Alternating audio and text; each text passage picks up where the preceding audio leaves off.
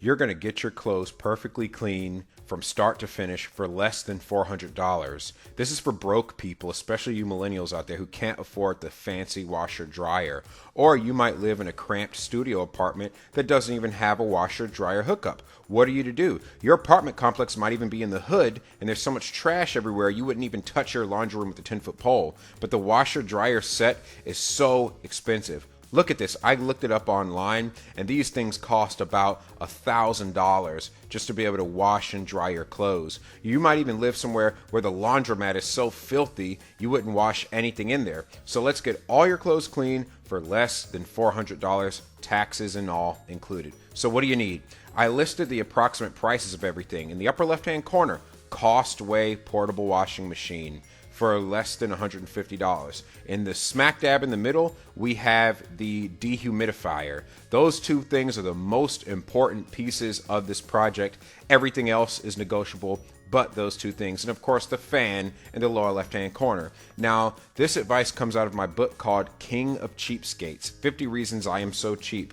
It's on Amazon Kindle as an ebook. It's a very cheap book. And what's more, it's a short book. Look at the length of the book. It is only 66 pages long. That's a really short read. You should be able to finish it in a day. Now, what do I say in my book? Basically, I explain how you get by cheaply. Now, let me narrate over myself talking for redundancy's sake here.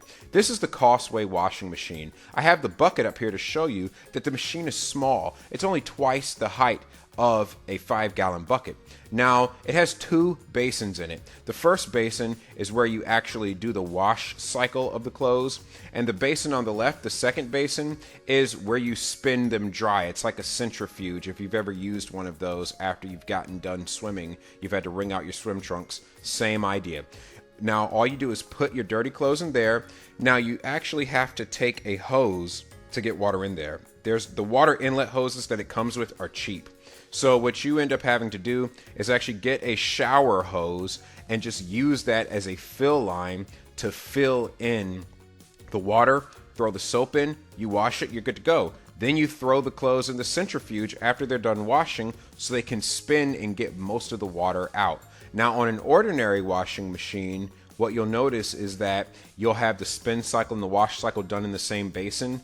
This one doesn't. So as you can see here, I took the head off of my shower hose and I just used it as a feeding tube to fill in both of those holes to fill in the water in the machine. This thing works amazingly. I have it setting in my bathtub simply because it doesn't have a pump. It just drops the water straight out the bottom and you need to set it somewhere with a drain.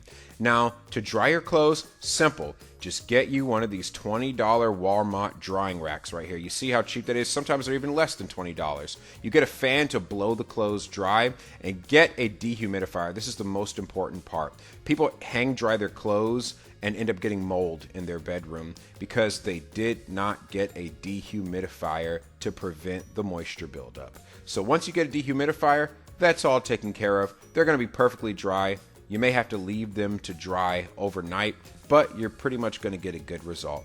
And like I said, all of this advice and more is found in my book that's just now on Amazon Kindle called King of Cheapskates, 50 Reasons I'm So Cheap.